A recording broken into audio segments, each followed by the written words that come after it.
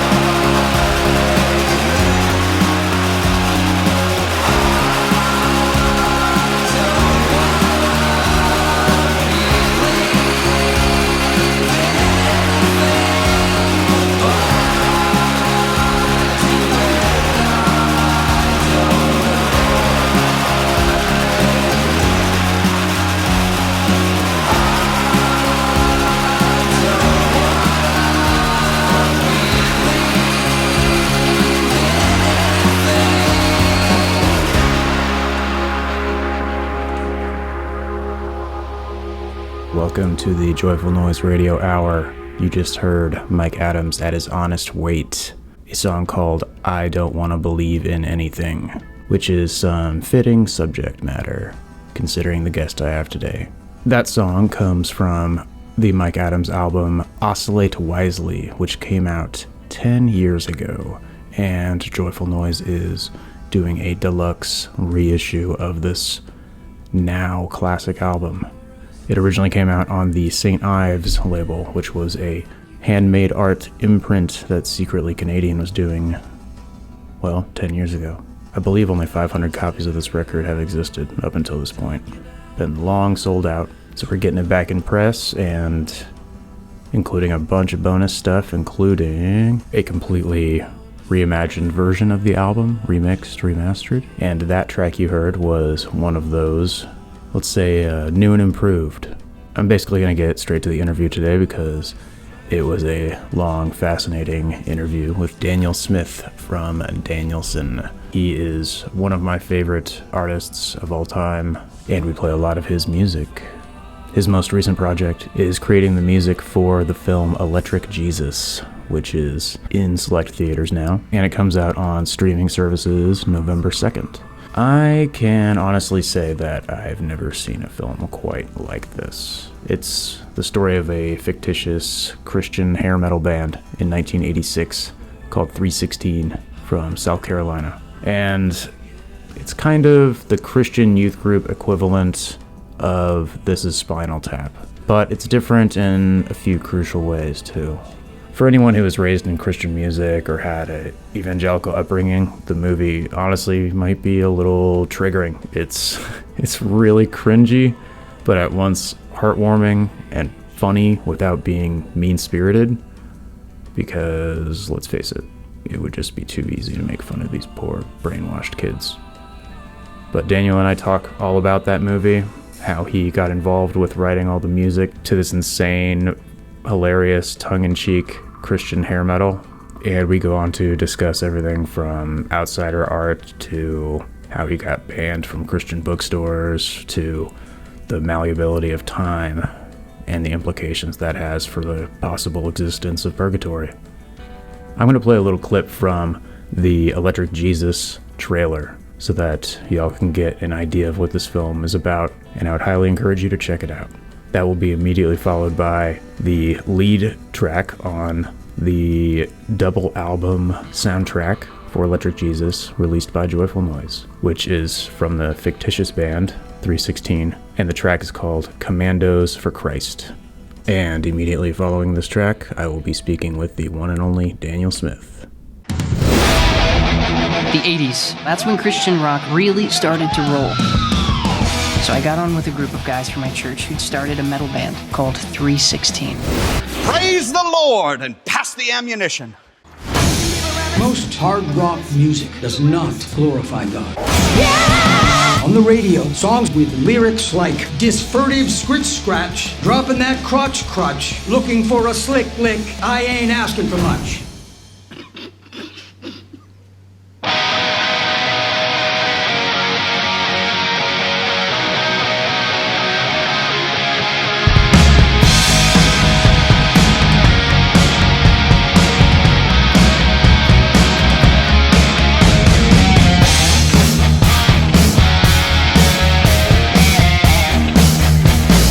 Looking out upon on the road.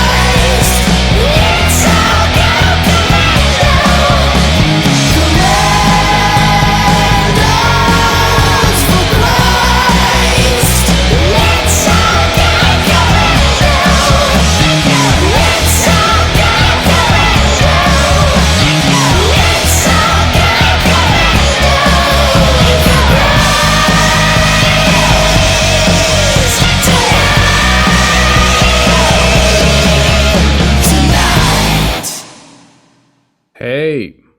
Hey, can you hear me okay? Yeah. Cool. How's it going? Good, man. Can you see me? I can see you. You're not looking at me. That's I know. It's weird because my webcam's over here. I look better to the side anyway. Oh, yeah. This is my better side. Good side. It's my good side. I don't have a good side. Oh, thanks for jumping on, man. Yep, you were in town for the Electric Jesus movie premiere at my local amazing arts cinema called Can, and we chatted the next day briefly.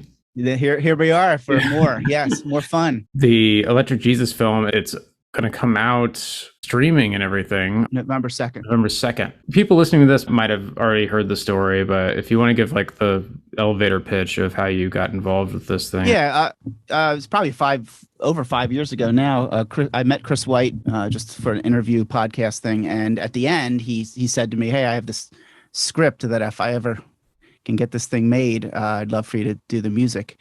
And the pitch was Christian hair metal, 1986 youth group kids, and you were like, sold. Yeah, but at the same time, a lot of those things never happen, right? So I guess a year later, I did hear back from Chris. He said, "All right, I'm going to send you the script. Let's talk about this." And so quickly, we just went into thinking about the characters, these kids in the band 316. So we wrote these songs. He wrote the lyrics, these absurd propaganda Christian lyrics that are very, very sincere from these kids' perspective, right? And and it's kind of a way for them to be allowed to play the music that they love, which is heavy metal. Do you think that those kids, like those characters, are aware of the double entendres and stuff? No. All right. No, I think they're sincere. I think which I like that. I like that they're like they would be horrified to realize that going commando means not wearing underwear. I think they just don't know that. Right. But if they did know that, they'd be like, "Oh no, what have we done? Have we sinned?" Maybe Michael, the singer, would be upset. The others, I don't know if they really were all in.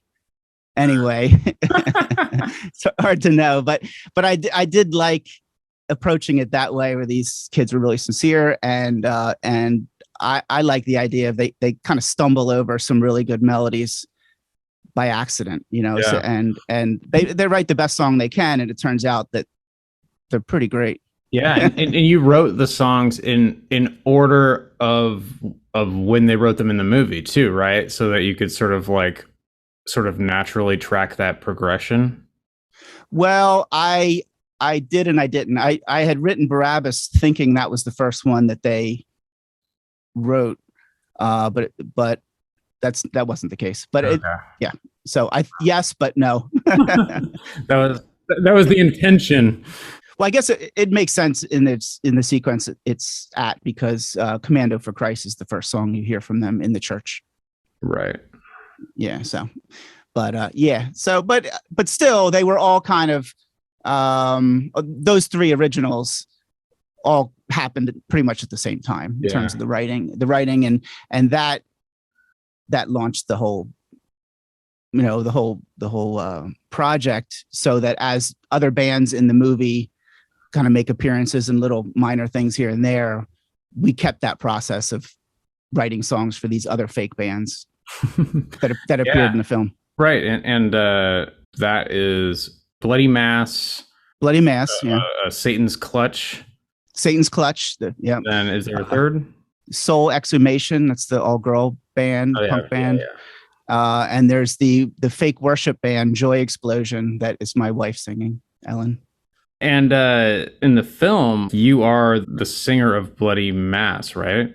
Yeah, Stig Foss. Okay. Stig Foss, the singer of Bloody Mass. Correct. Oh, wait. What? But you're like in the film, aren't you? Yeah, that's me, Stig Foss. Oh, you are Stig Foss. Okay. I am Stig Foss, yeah. That's my acting debut. And you're like decked out. You look like you're in Cradle of Filth or something, Like a band like that, Demune Borgir, or however the fuck you say that band's name. They made a leather codpiece with chains hanging off of it for me. I was shirtless, covered in blood, and then they threw dirt on me. So I don't know if the idea was that I murdered someone right and buried them right before I got on stage.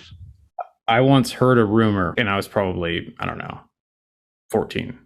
The person introducing me to Cradle of Filth said that they would tour with coolers full of pigs' heads, like as stage props, so they could, have pigs' heads on ice that they would load into the venues and then just put on like stakes on the stage. So it was super just carnal.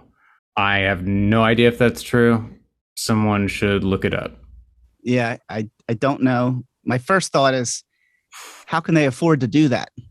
What, gets pigs' heads and some coolers? That sounds... Yeah.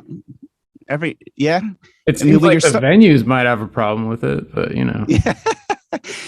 but when they're first starting out, and you're making $150 a night, and you have to spend 100 of it on pigs' heads. Yeah, I don't know. Well, how long do pigs' heads last in a cooler? I guess that's the question. I guess they just put them back in. Yeah. So, I mean, it might be like a pig's head might last a month. Oh, okay. I was thinking a fresh pig head every night. That's gonna add up. That's gonna add up. That would be cost prohibitive for a young band. Well, we never did pig's heads, but we've had some uniforms in the past. Yeah. What's the craziest stage antics that you've done? Probably the first 9 fruit tree that I made. Yeah. Which was ridiculous because it had to be built on site, and it was 18 feet wide and 12 foot high. And, this is different than the one you toured with. Yeah, this was the initial one. That was just, but I was just trying it out. And so the one I saw you tour with, it looked like maybe it was like metal and wire on the inside, but it was like mesh on the outside, and it was a big tree, and you would go inside the tree, but you had like armholes and like a face hole, and you would play your guitar inside the tree. It was the same idea with the first one? It was, the same idea with the trunk, but the top was just, the top was nuts. It just was ridiculous because it took hours to set up, and it was not practical at all. The second one was built out of like spray foam and wood. I don't think you saw that one. We had to tour with a trailer for that one. That's the one that the one I use now and have used for, I don't know, 10, 15 years is fabric, and it folds down. You've always had this theatrical element to the live performances, right? Ever since the beginning. Were you guys in like the nurses' outfits when you did the very first Danielson shows? No. The very first one, it wasn't even called Danielson. It's when we performed at my senior thesis at Rutgers. Right. In 1994. That's when I debuted performing these songs with my family. And we were just dressed in I thought it'd be funny if we were dressed in like our church clothes, a shirt and tie. And my sisters wore their Sunday dresses. But we performed, I don't know, 3-4 songs, 5 songs maybe, that appeared on Prayer for Every Hour. Of the 24 that are on that record, right? Yeah, yep. Because it's a prayer for every hour of the day. Yeah, then that album was made after that, kind of from some of those rehearsal tapes for that show, as well as a bunch of other 4-track recordings I had. Yeah, when did the nurses' uniforms come into play? Well, really the first kind of uniforms were just white T-shirts with hearts on our sleeves, painted on our sleeves with names, and the names were painted on the T-shirt. And we wore antennas. What we called them feelers. Yeah, like an insect has these feelers. We wore feelers to maximize our feeling sense of feelings.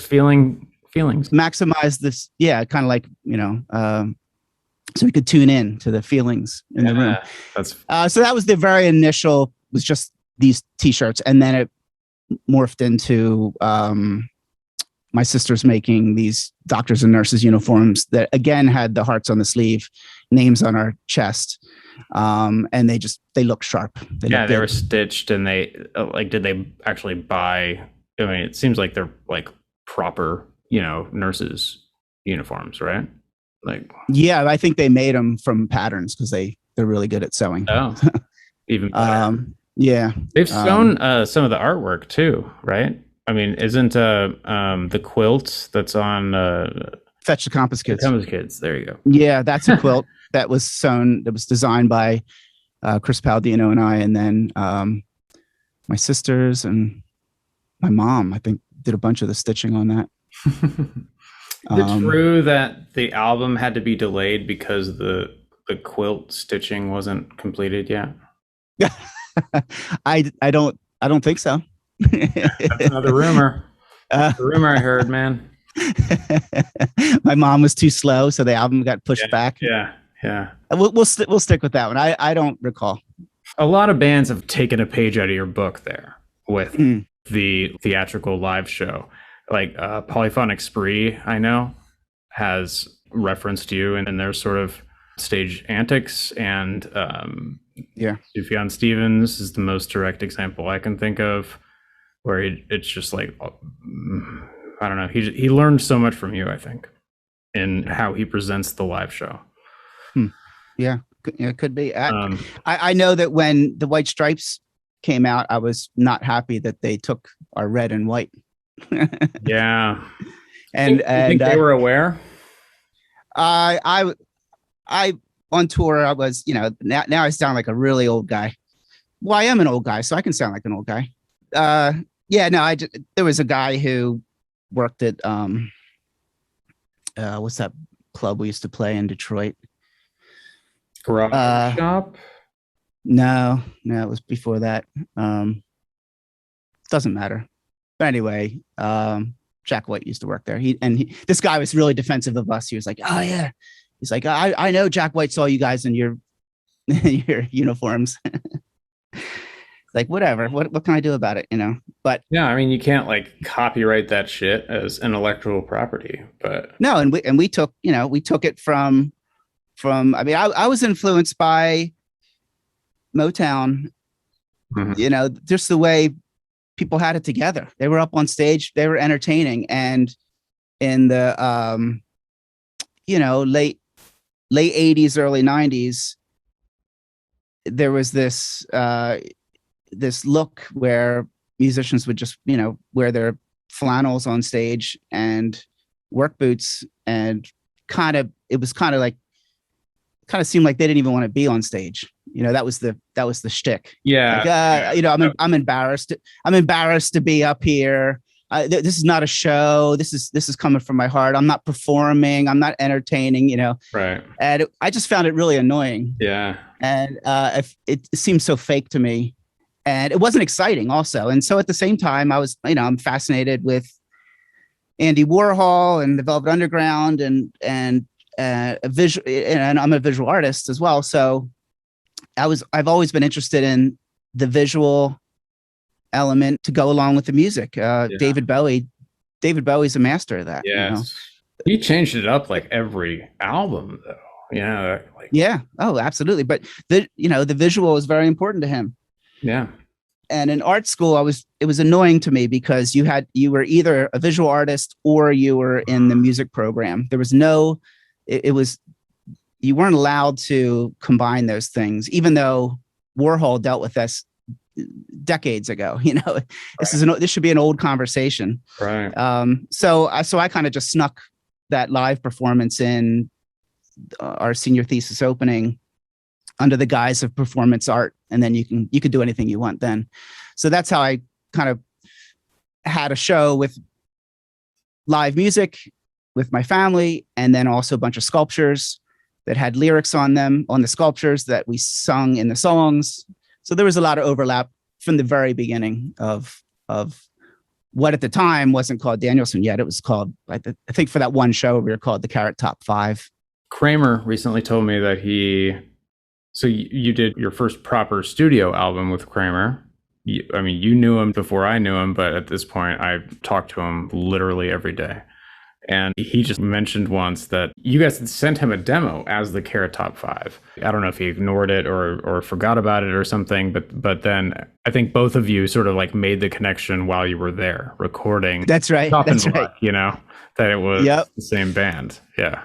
Yeah, I remember in the middle of the session, he popped in through the door. He's like, he pointed at me. He's like, Carrot Top 5, right? Like, yeah, that's what we used to. That's what we called ourselves briefly. But awesome. Yeah, that experience going up to Noise, New Jersey in 1996 and recording Chop and Block. We recorded it in 2 days. He mixed it in 2 days. Wow. And it was done. And it was a dream come true. I mean, I've been a huge fan of Kramer's production since late 80s. I mean, like that record is still like when I'm introducing somebody to Danielson for the first time, that's usually what I start with, man. Oh, okay. Yeah. It's a no-no, you know? Like, it gets to the meat right away, man, you know? It does. But it's accessible meat. Yeah, I mean, it sounds accessible to me. Yeah. I do think it doesn't sound as weird as it did in 1997. Right. Like now people are making weirder music, or like weirder music is more accepted these days, I think. Back in 1997, this felt like it came from a different planet, dude. Yeah. Maybe that's a good segue to play a no-no. Is there anything you want to say about this song before I play it? I'm happy that I stuck with "I Love My Lord," and I was scared to sing that, but we sang it anyway, and people seem to like it, whether they believe in a Lord or not. Yeah, people still like it. Yeah, I'm one of those. Yes.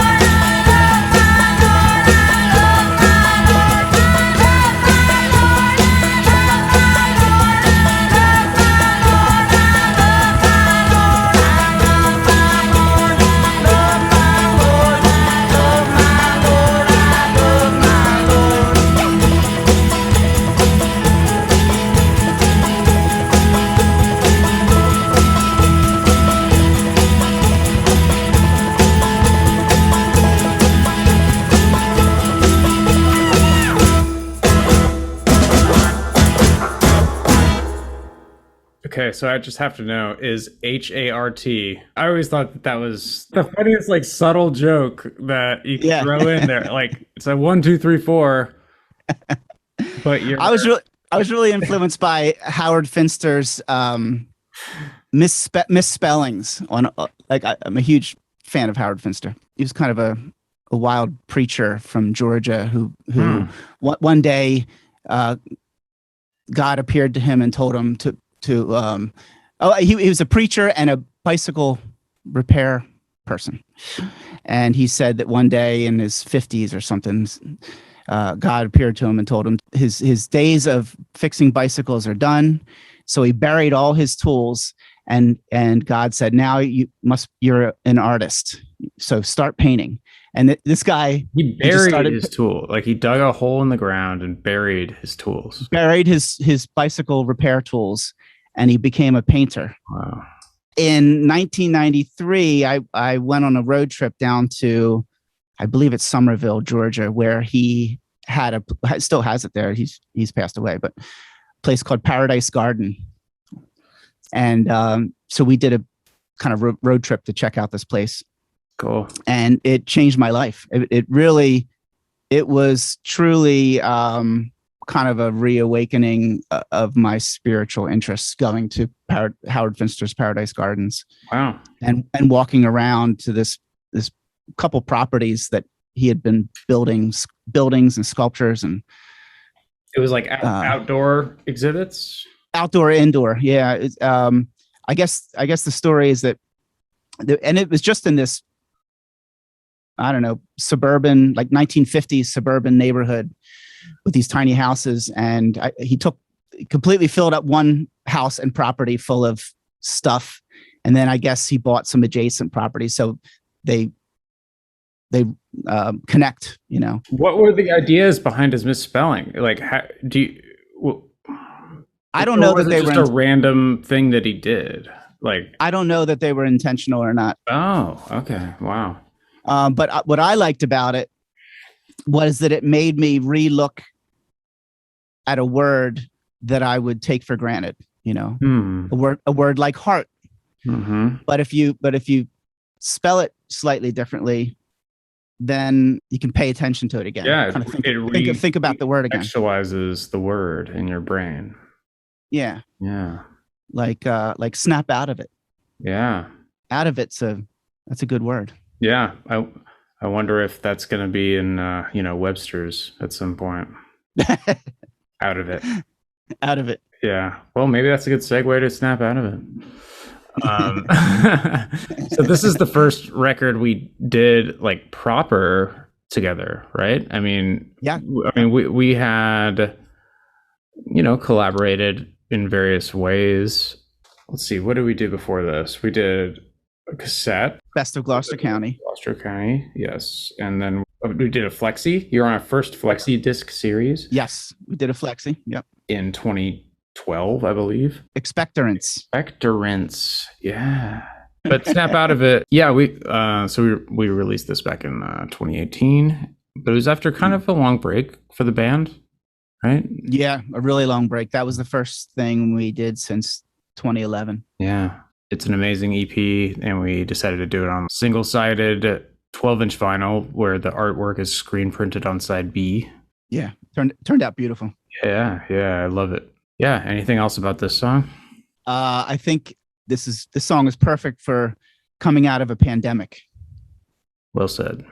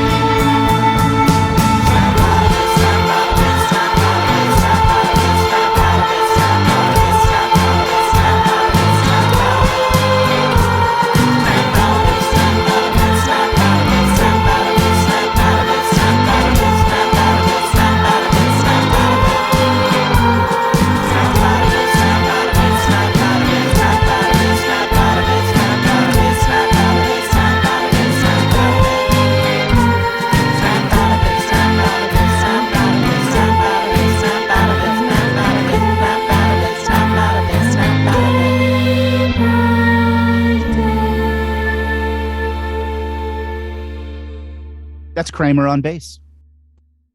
Oh, yeah. I didn't realize Kramer played on that record. That's awesome. Yeah. He's a great bass player. Unbelievable. Well, I believe it. I don't know if you want to talk about your previous label experience or anything, but I know you were initially interested in, trying to get signed to like Drag City or Shrimper, SST or like the Homestead. There we go. Yeah. And that is, in my mind, that is definitely a more proper place for this type of music.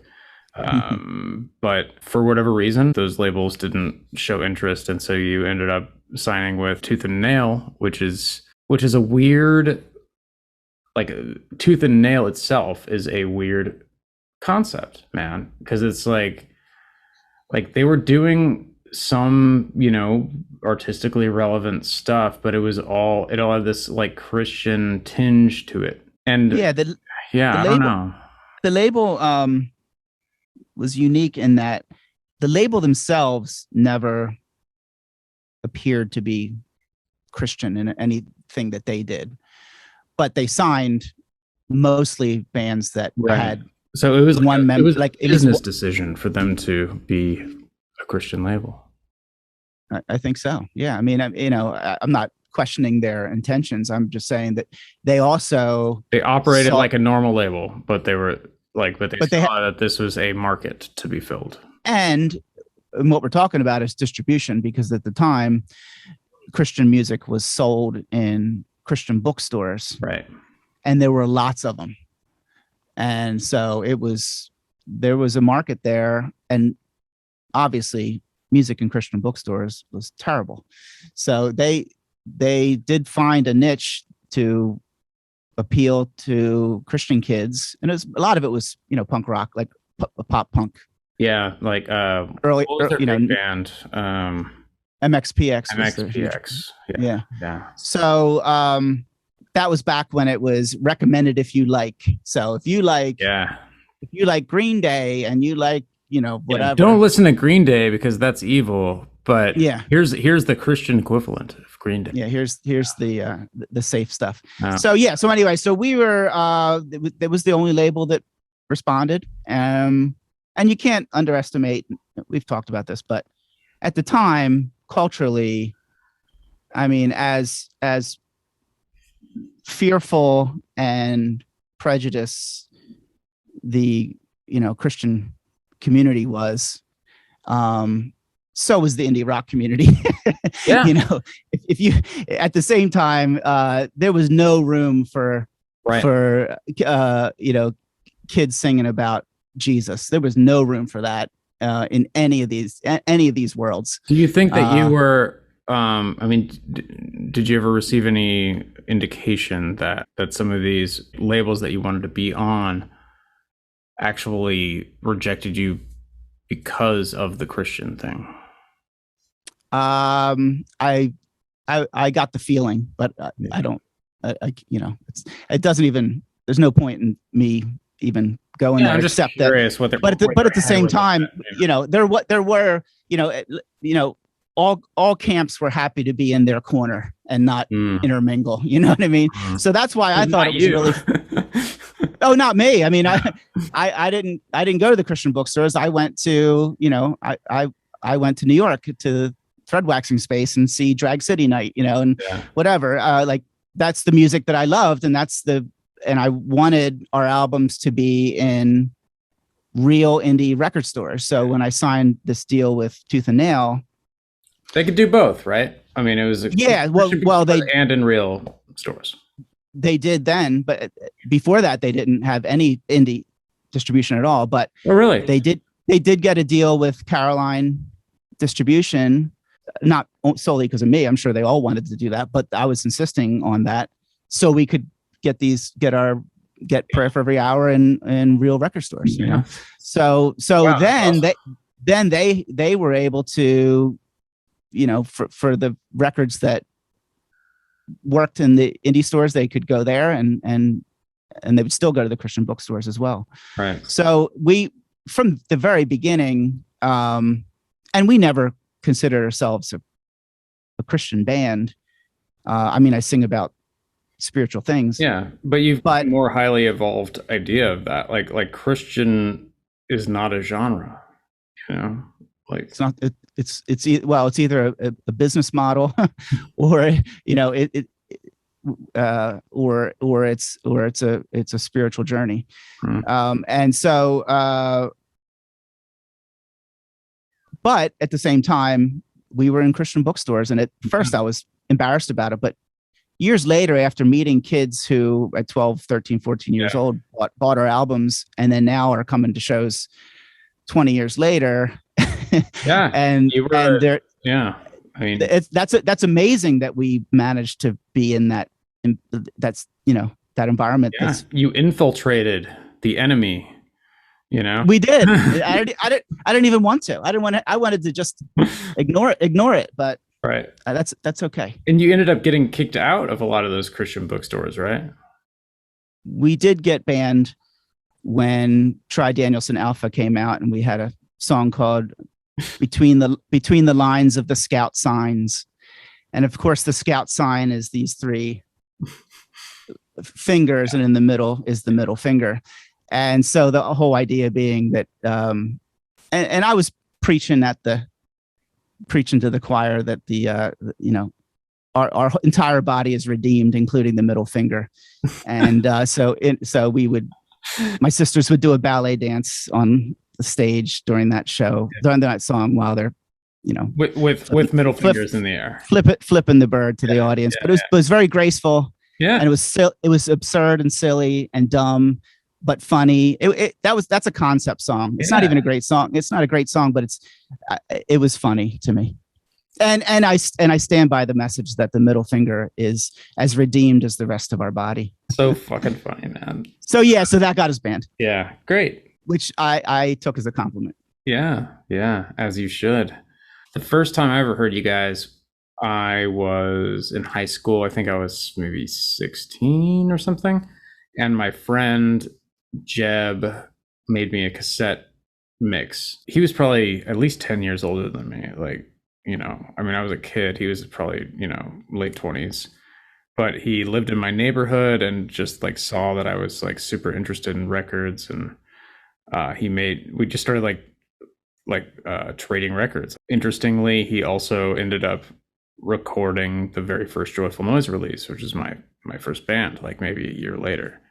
Oh, cool. Anyway, I thought it'd be fun to play that first song that I ever heard from Danielson when I was 16.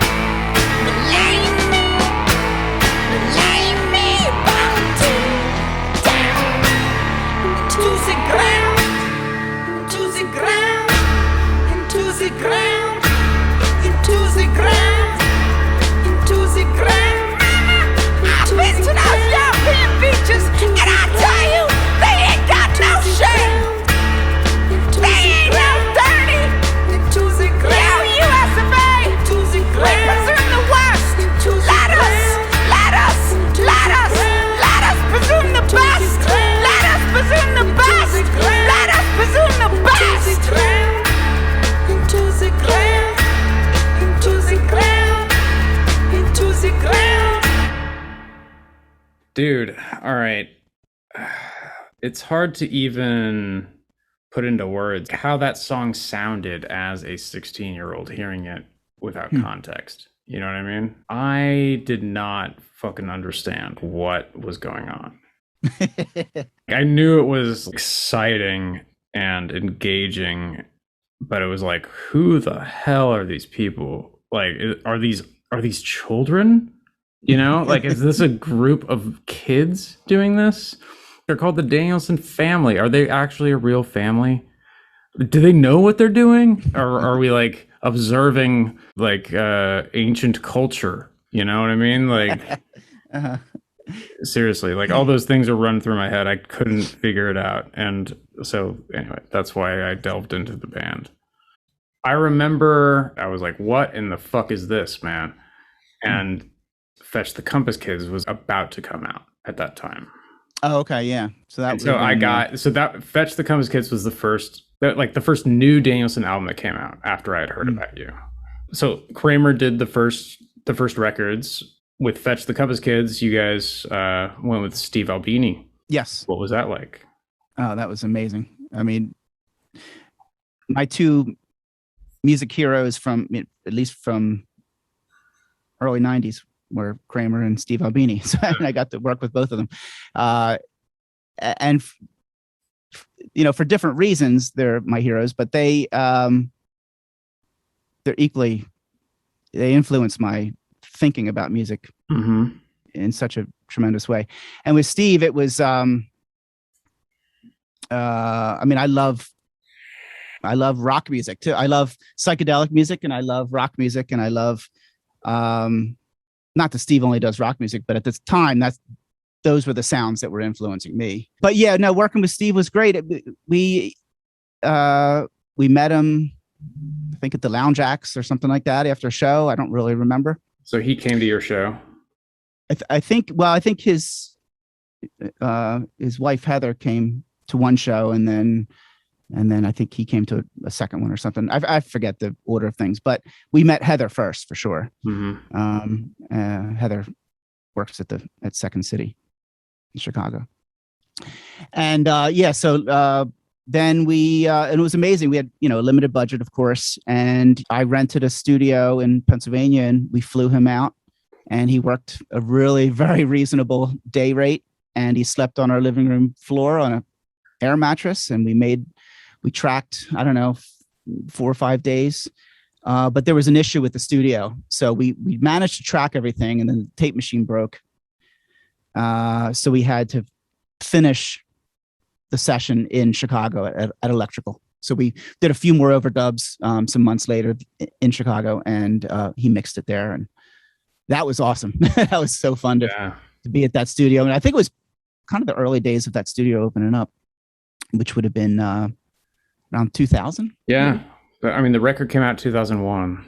Yes, exactly. Yep. So, but he was incredible. He just wanted to make the record we wanted. And we recorded, you know, pretty much live the way we usually do, because that's the most efficient. And that's the way he liked to work as well. Yeah. It was very natural. Getting back to the sort of Christian stigma or whatever that might have existed in indie rock, even though he's, you know, a vocal atheist, he is also a really rational, logical person who realizes that it doesn't matter where you're writing these songs from, as long as the songs are good. That's right. You don't have to believe everything that these artists believe in order to appreciate their art. Yeah. You might have been one of the first to sort of do that, like him and Kramer. They're both staunch atheists. Oh, absolutely. Yeah. I get along best with atheists. Yeah. No, it's just I agree. Yeah, it was because I didn't think about myself in terms of these weird Christian kids. That was kind of part of the marketing, I think. You know, so that was kind of part of a reputation, which was fine. But I just wanted to make good music with people that I admired, and I'm really thankful that both Kramer and Steve just wanted to make great records. Yeah. I I don't know if I've ever talked to you about this, but the label name Joyful Noise is something that I never intended for this to be a real label. Like I made up on a whim, like a fake label name to put on the back of my band's CD, to just fake a sense of legitimacy, for us when I was 19 years old. At the time, I thought it was funny. I was a religion major, and we were playing noise rock. Yeah. But for a long time, I really regretted it and thought about even changing the name of the label because of the unintended Christian connotation associated with that. Like if you are, and a lot of people don't have this, if you're not raised, Southern Baptist, you might not realize that joyful noise is a phrase that comes from the Psalms, but it was also, it's used by Sun Ra and others. And so it's not like, I don't know, King David doesn't own it. That's what I'm saying. Yeah. And King David wasn't a Christian either. Hey, there you go. King David before Christ. He's BC. He's BC. BC. But here's my point though, is like at this point, I've embraced the idea of confusing people. I love the idea of some new fan coming to our site and thinking we might be Christian, and then seeing that we release a band called Goblin Cock, but we also release Danielson, but we also release Tropical Fuckstorm, and I like really challenging people's ideas there, because the idea of Christian music existing as a thing is a fucking antiquated idea. Yeah. Yeah. Yeah. Well, it's a marketing term. Yeah. And I have a lot of friends who operate in that world and are, although they don't subscribe to the marketing part of it, but I'm not. Yeah. I don't know what other people should do. I just know that I want to make stuff that's is for everyone or available for everyone. Yeah. And whether it's, and it's not like intended to, I guess maybe it's different if it's like intended to be worship music or something, you know what I mean? Because then it's just a utility. Like that's not art. Yeah, that's devotion. It's devotion. I actually consider that when it's sincere, when it's like when it's songs that are written to gather people together and sing in one voice to in gratitude to an unseen being or whatever. I consider that folk. That's a folk tradition, and so that's good. I like that. That's great. That's it's like being around the campfire telling stories, but it's designed to gather people together, and there's something for that, but it's not entertainment, right? It's not art. It's not entertainment, nor should it be. Unfortunately, now because Christian music doesn't sell anymore, that tradition of worship music is now creating entertainment because that's the only records that are being sold anymore. Yeah, man. The last time I went to church with my parents, I was just horrified at the spectacle of the music. Yeah, it's disgusting. It looked like I was at a Nickelback concert, Yeah, smoke and lights. Yeah, and I'm pretty sure that a few songs that they did were like secular songs. They were like radio hits that might be able to be misinterpreted as devotional songs. You know what I mean? I do know what you mean. Yeah. That's very difficult. Yeah, I mean, I never went back to church after that. Yeah, well, I don't blame you. I started my own church. Yeah, I know you did it. Congratulations. Do you have an air conditioned doghouse like Jim Baker did? No. You need that if you if you start a religion, you need it. Right. Are you like obsessed with cults the way that I am? No, I'm obsessed with. I mean, when I'm watching like documentaries and stuff, I'm still fascinated with the 70s hippie Jesus movement that I grew up around, and a lot of those turned into cults. But that whole time period is pretty fascinating to me. So Jim Jones got his start in Indianapolis, and oh wow, we even went to the same college. Oh wow, and it's a very small school that has like maybe 10 people in the religion philosophy department at any given time. And so, yeah, I often thought like, wow, there's probably only like 50 people separating me from Jim Jones in that situation. But I actually looked up where his first church was the other day, and it's like a 10-minute walk from my house. So I walked over there, and somebody made it into like my dream home. It's like it's like painted my favorite color of green, Wow. That I hope to buy one day. That would be really awesome to live in Jim Jones's first church. Anyway, yeah, that's what I studied in school, mostly new religious movements.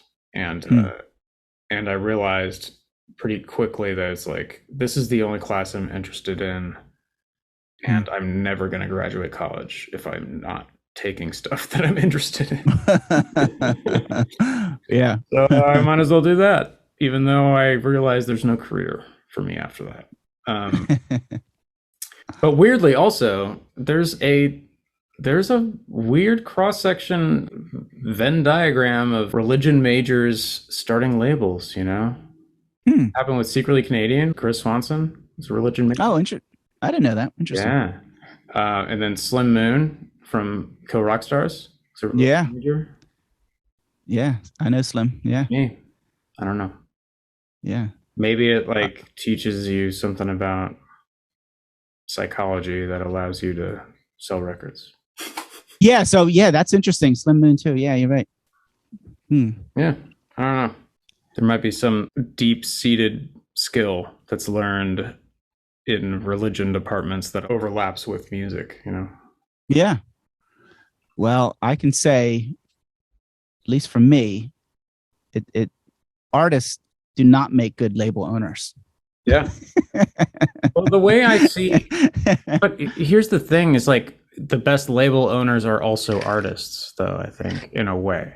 Oh yeah, absolutely. You know what I mean? But it's like the way I've grown to see my role is like I'm a translator between the artist's vision and the world, and it's my objective is to understand the artist's vision as much as I possibly can and convey that to the world. And sometimes that means weighing in on like editing songs or resequencing albums or tweaking the cover art or something so that more people will understand what the artist is really trying to do. You know what I mean?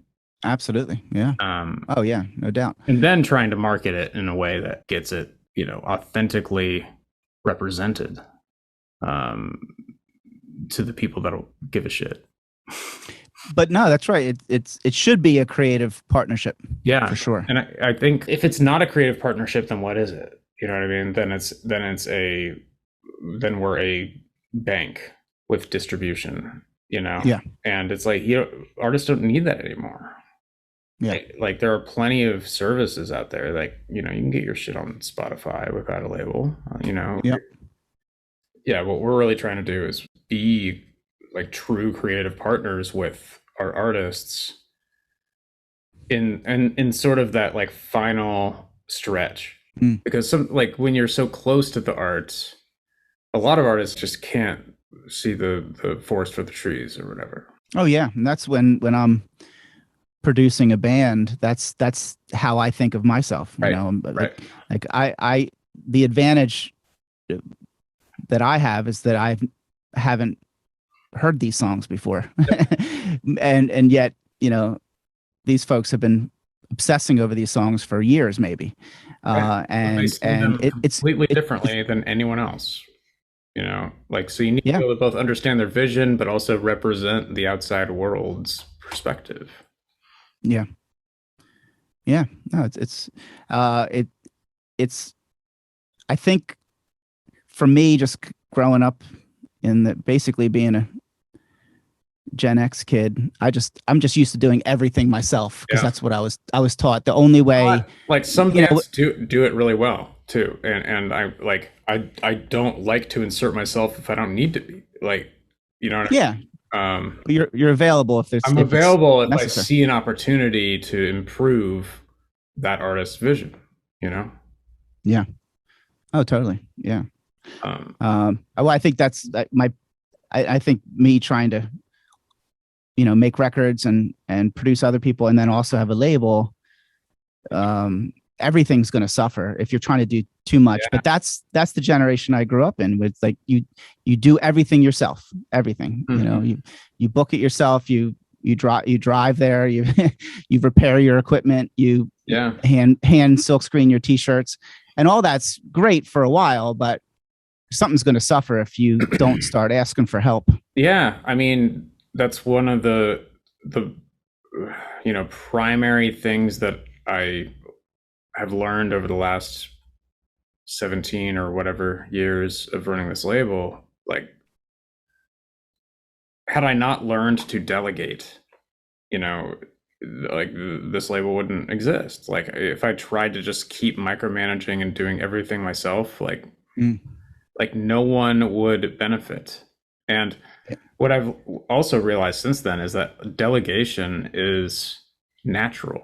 Like, delegation is an evolutionary mechanism. You have to find the right people and then just trust them to do it and let go, and as long as you have the right people, it's like, that's what produces growth. Yeah. If you try to do it all yourself, you're going to burn out, and you're going to be spread too thin, and everything's going to suck. Totally. I agree. Amen. Preach it. DIY to a point. To a point. Yeah. I mean, like, for instance, like right before this call, I was on my weekly Deerhoof call. Like, they are the most DIY band I've ever worked with. In terms of they have self-recorded, self-mixed, self-mastered every single one of their records for 26 years or whatever. Yeah. And but they know where that line is, Yeah. And they know that they need to find people to trust to take care of the other business shit so that they can stay focused on the music, Totally. They've handled that really well, I think. I know. I'm really impressed. And it's like, what's so cool about that relationship with Deerhoof too is just like how open they have been to our creative ideas in terms of album sequencing or even like track editing. And one of our employees, Ryan Hover, he came up with the fucking album title for the new Deer. Oh yeah. Like we were on like calls for weeks with the band. Like, we probably had like hundreds of candidates for album titles. And but yeah, the one that the right one came from Ryan's mouth, and and they, I don't know, they're one of those bands that really sees that there's no. They're super DIY, but they want to do everything themselves as much as they can. But they also understand that like the best idea in the room should prevail, and you shouldn't have an ego about it. Yeah, totally. Anyway, all right. So getting back to the Steve Albini record, "Fetch the Compass Kids." This is the first new Danielson record to be released after I was aware of you as an artist. And I remember hearing this song, Let Us ABC, and the patterns of, well, I guess the ABC correspond to different, like, guitar strum, drum hit, and probably piano or something. Piano, yeah. And you wrote into the song like this, when you say ABC, the instruments go in that order, and then you say CBA, and they rearrange. And then you say BCA, and they rearrange, And I remember hearing that for the first time and just being like, holy shit. This is math rock, but not athletic. You know what I mean? It's children's math rock. Children's math rock. So much math rock shit or like metal in general it's just athleticism. It's not music, it's not song. Right. At some point it becomes like what are you trying to do here? Are you really just trying to push the boundaries of your physical body on this instrument, or are you trying to write a song? And this was a beautiful version of using that type of song structure in a way that really makes it about the song and not about the athleticism of your instrument, if that makes sense. Yeah, well, it helps when you're not great at your instrument. Well, you just play the most difficult thing you can, and then that's what. Now you wrote it this way, and that's the important. No, it's true. The songwriting. I think growing up, hearing my dad writing songs, folk songs, every day in the house, and him always just talking about melody. That's just ingrained in me, and so, a song like that. We have these kind of, and I would say there's some mathy influences on Let Us ABC, but also there's melodies there too. So there's a song, absolutely. and the concept of the song is all connected, and it's it's a 3/4 time signature. Yeah, and 1 2 3 1 2 3. Right, but it's how you. And then 2 3 1 2 3 1, and then exactly, yeah, and then it moves around. Right. Because if we didn't do that, it'd be boring. Yeah. Well, it's definitely not boring when you do that. Let's put it that way. At least that's what we were thinking. All right, here it is.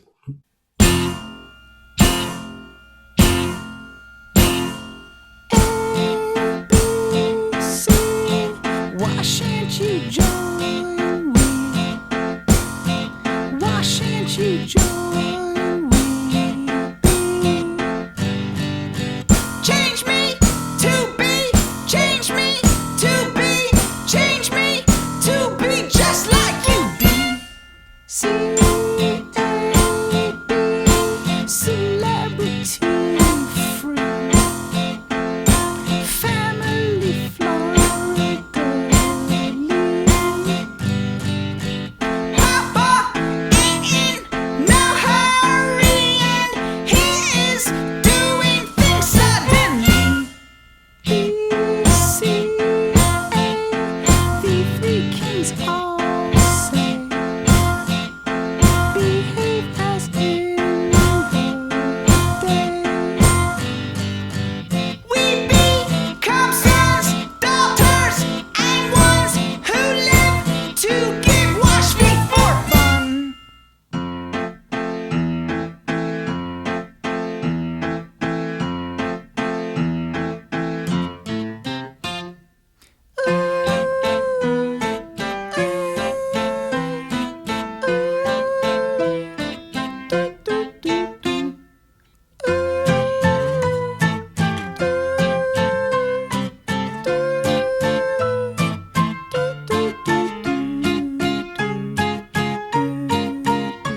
The tree will push the cold leaves down, and on the ground will be like what we do. It's legal. The fruits are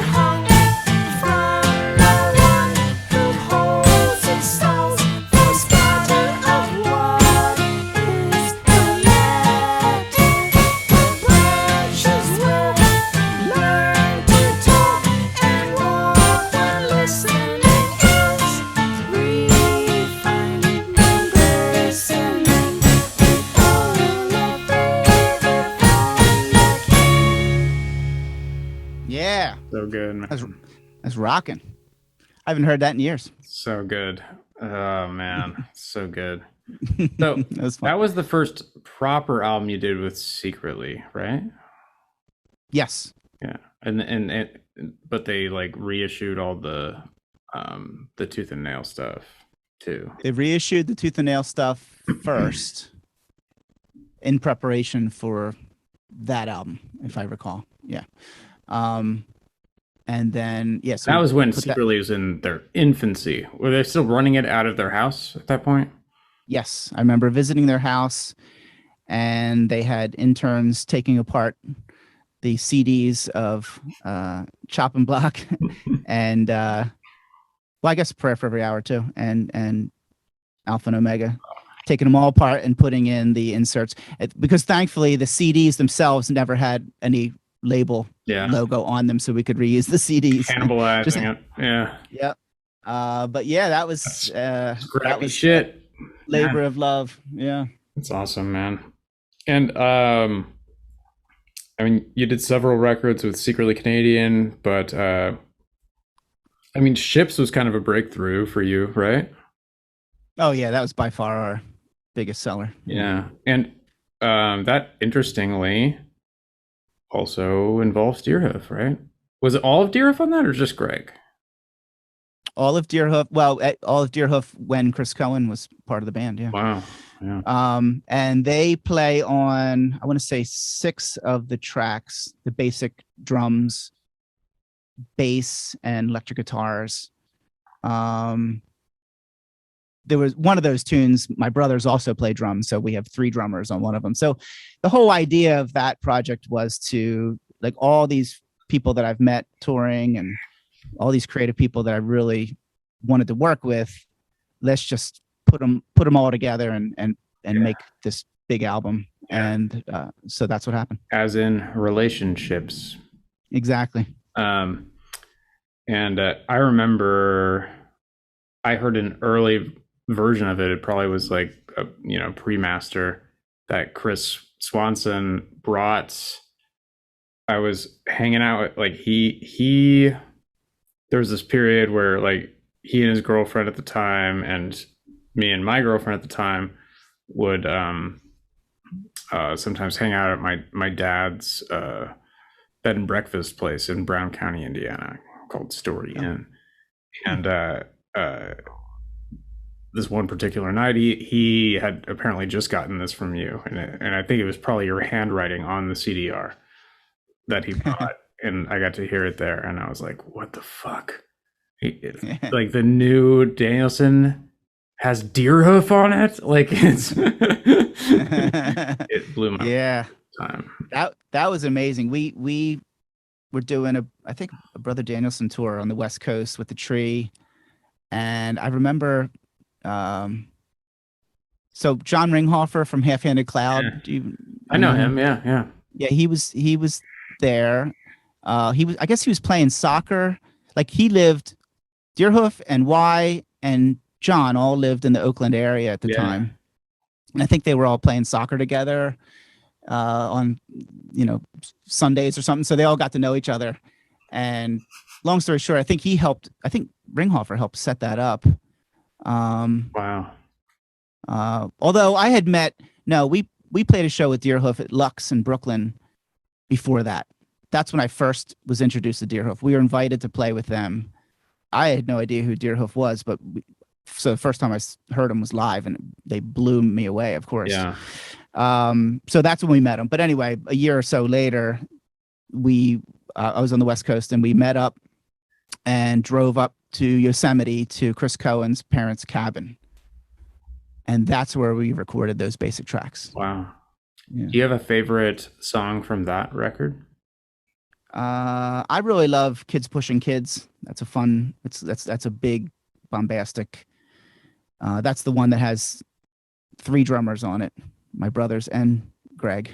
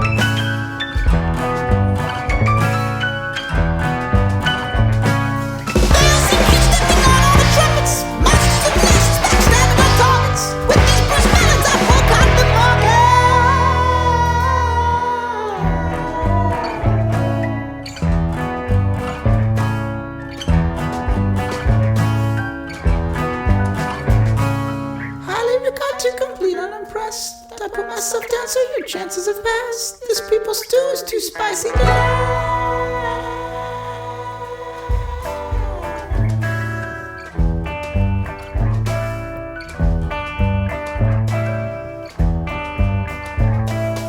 As a hen gathers in beneath her wings, protects her children, so Papa does bring life to his kids, but it also so seems.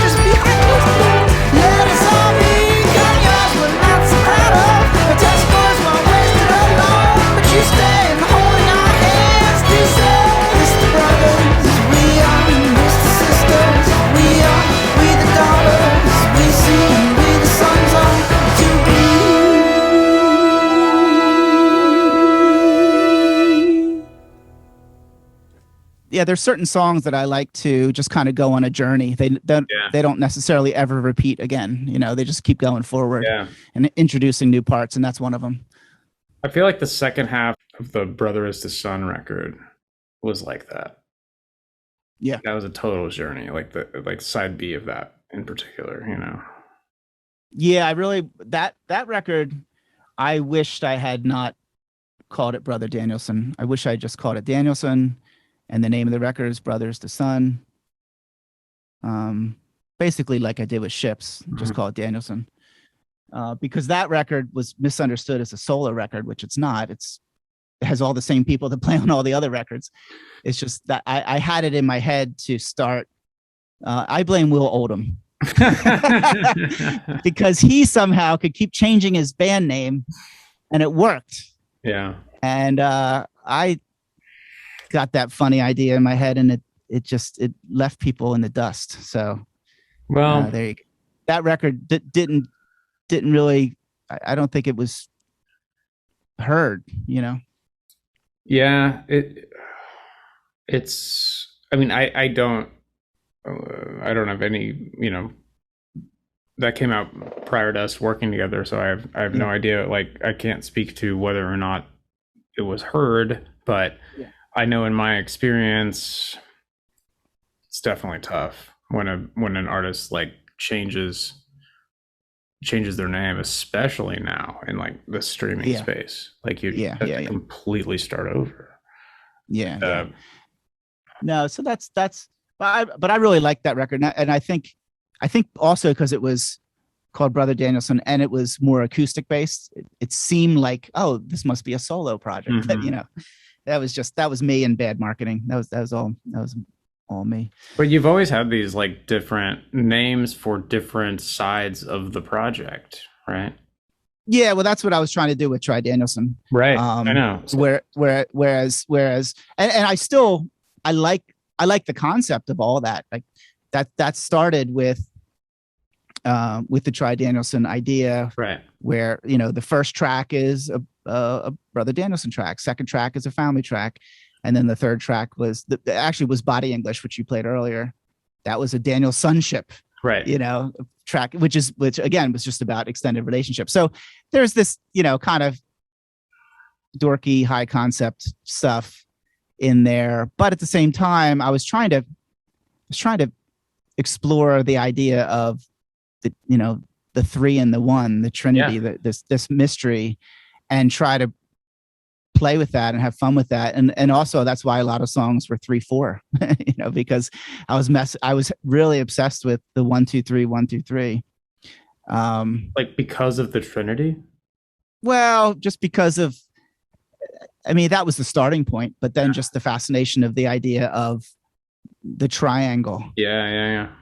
And and there's a lot of kind of, you know, mystical implications and a lot of that stuff that I thought was fun to explore. Yeah, Nikola Tesla would agree, I think. Pythagoras. I think I even included a Pythagoras quote. Oh yeah, in Tri Danielson artwork. Really? I don't remember what the quote is, but it's in there. What's on your docket next, man? Yeah, I mean, Chris and we really stumbled over something special with our creative process with Electric Jesus, and we just want to do more of that. When you first sent me the demos for, I think it was just Commando for Christ and Girl. It was a while ago. It was like 2 years ago, and it happened to be like right before our Christmas party, and this was before the pandemic. And Greg from Deerhoof was here at the Christmas party, and I played it for him, and he was just like, he's like, who could have thought that like hair metal would be the perfect genre for Daniel Smith?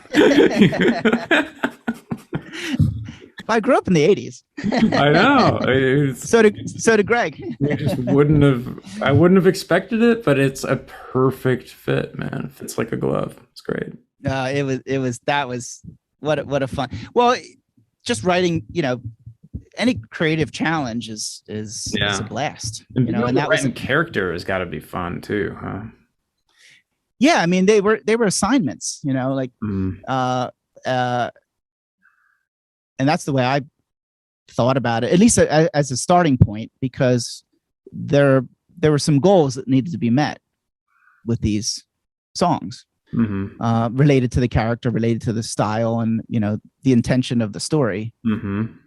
But then, of course, once you kind of map out those, you know, the certain ingredients, then you can still write a great song within those parameters. It's an assignment. Yeah. So what song do you want to play? I'm kind of feeling like we need to close with Passing Through the Wall of Flame, because when I first heard this record, that's the Danielson song that really struck me. Do you have anything to say about Passing Through the Wall of Flame? Yeah, the inspiration to the lyrics, at least. Well, I'll say this. The instrumental version is in the film, and it introduces the scary club, the Purgatorio. So that song starts as they pull up in their RV and see the front of the Purgatorio, which is hell on earth as far as these kids are concerned. It's terrifying. Where 316 is displayed on the sign as 3 sick teens. 3 sick teens, yes. The marquee got their name wrong and called them 3 sick teens, and then Michael, the singer, says, "But there's 4 of us." Anyway, so I wrote. That doesn't sum up the whole perspective of of these characters. Nothing will. But yeah, the music for that was recorded and created for that, and then for the soundtrack, Chris and I thought it'd be good to have some lyrics, so I wrote those lyrics inspired by the concept of purgatory. Do you think purgatory is a real place? I mean, I don't know. Do you like? It's not in my training. It's not in my upbringing to believe that. But there's a lot of things in my upbringing that I no longer believe. Yeah. But I don't know. There's a lot I don't know. There's very few things I know. I know that I like making things, and I know that a lot of the stuff that I make, I don't know where it came from, and so that's the journey. Where's this coming from? Yeah. And where can I get more of it? Yeah, seriously. Yeah, it's like the more you learn, the less you know. It's really true. But yeah, I don't know. I mean, purgatory. I've definitely felt like I've been in purgatory at times in my life. Oh yeah. I felt like I've been in hell too. I felt like I've been in heaven. And you know, when you start thinking about how time doesn't really exist, and it's just a, you know, time is malleable. I tend to think that it's all just happening right now. Yeah, I'd like to enjoy it that way. Yeah, and let's try to be in heaven when we can. Yeah. Right now. Yeah. Right now. We all not some we all want for to. heaven. Yeah. On a Well, exactly. No, that's right. That's right. And this whole thing of, I mean, yeah, I believe that, you know, I do believe in a spiritual presence. I believe in a positive one, and I believe in a negative one. And I believe that's now. That's happening now, here now, and it's either is available to us. Right. Do you think I find it odd that, like, if you actually read the New Testament and you read Jesus's words, it all seems to be about bringing heaven here.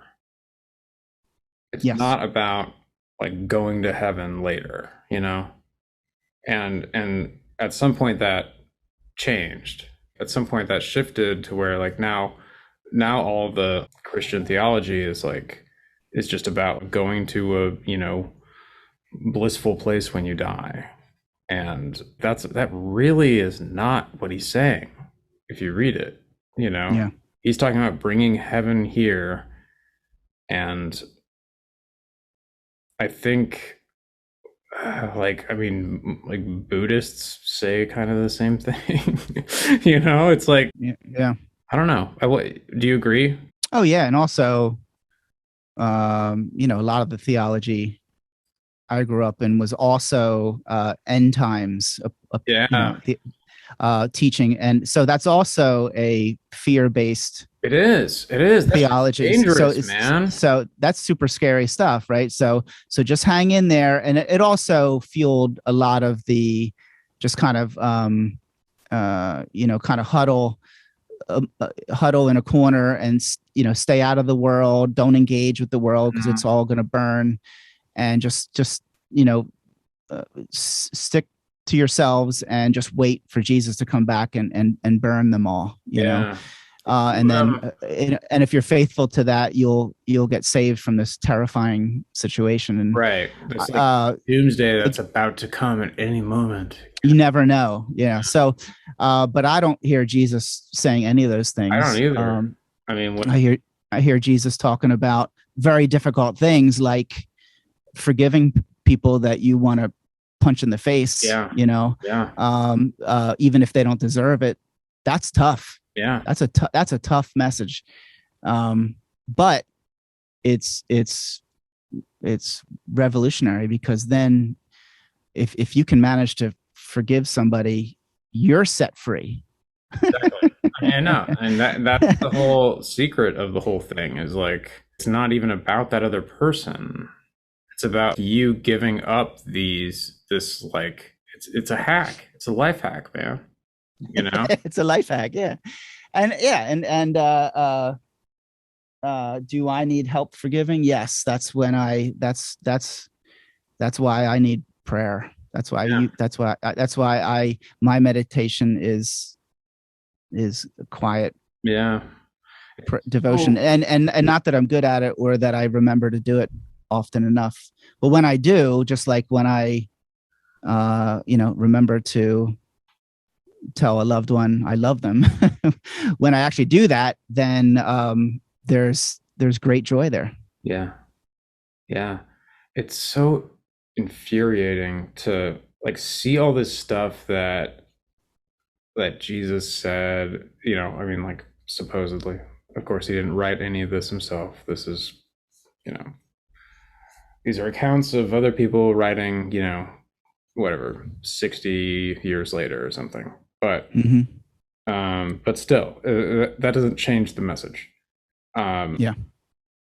It's infuriating to read these words like the Beatitudes, you know. It's all about protecting the poor, the homeless, the most vulnerable, in The widow. Yeah. widow, yeah. And he's like just straight up like, says sell everything that you own, like, Oh yeah. and the word rapture doesn't exist in the New Testament. No. But those, I would say, a large section of the Christian mainstream, they ignore the stuff that Jesus actually said and buy into this conspiracy theory stuff, about end times. Well, yeah. I don't know. It's more palpable, man. Like it's easier. It's easier to like believe that than it is to forgive somebody or like actually turn the other cheek or help the poor. Yeah, well, they're control tactics. It's anytime a truth is kind of brought into, like, that's a great example where you can't build a religion on love your neighbor, an organized religion on help the poor, and especially now where our ex-dictator and all the churches that followed him. So crazy to see that. They hear the words of Jesus, and if they didn't know it was Jesus, they would say, "Oh, that's socialism." It's like, okay, what do you do with that now? So, but I will say that growing up in this culture since the 70s, certain aspects of white evangelical culture in America has, they've been in bed with the conservatives more and more. I know. And now it just hit the fan because they followed a maniac over the bridge. Yeah. I never thought I'd see them. Yeah. Like just embrace somebody who is absolutely anti-Christ in every way. Like every single fiber of his being is the opposite of what Jesus was preaching, Well, it proves that all the previous gripes about other politicians and their moral behavior was all bullshit. So yeah. So, Clinton and whatever the case may be with, right. That none of that was real, that they were just excuses and ways to get, old ladies to sign up or whatever. I know, man. And it's tough. It's really, it's sad because it's a community that I, not the extreme political community by any means, but a lot of people with faith kind of got duped, and and my personal feeling is that I'm happy, and I feel bad for most of the older folks who kind of fell for it. I know so many peers of mine whose parents still are all in on that stuff. Hey, just like my parents included. There you go. And it just, it's heartbreaking. It's absolutely heartbreaking. It is. It sucks because it's like, this person's heart is in the right place, but they're just so misinformed to the point where they will act out the hatred, like the anti-Christ behavior, Absolutely. It's really heartbreaking, but it's also, and it's just from like a decade of being bombarded over the head with fear from Fox News, Oh yeah. And then that dovetailing into the Trump thing. Yeah. But I will say that I think the good part of it is that it's all out in the open now. I mean, years of the hypocrisy was, we're for babies, but we're not for, but we're for war. We're for the, this and this and this. And then, unfortunately certain evangelicals would just kind of like pick their, I'm a one issue voter, and then ignore all the other insanely, violent things that were happening out of, whatever political movement was happening at the time. But at least now, it's still really painful, like we said, but it's more out in the open than ever before. It's not as Don't get me wrong, it's terrifying. Yeah, but they at least they're no longer they no longer have the argument of moral superiority. Absolutely, that has completely gone out the window. So that might further the conversation with them, or like between us and them, or just within their own heads, you know? Yeah, I mean, hopefully more and more people just get off the crazy train. Yeah. You know? And I'm surprised more haven't already, but some have. So there you go. Yeah. All right, dude. Well, let's end on this last song from the Electric Jesus soundtrack. The only, I guess, would you say, proper Danielson song on the record? It's the only one that you wrote the lyrics and music to, I guess. That's correct. Yeah, that's right. Yep. Okay. And it's unknowing of that, it was my favorite one when I first heard it. Awesome. Here it is. Passing Through the Wall of Flame. Thank you, Daniel. Really appreciate it, bud. Thank you, Karl.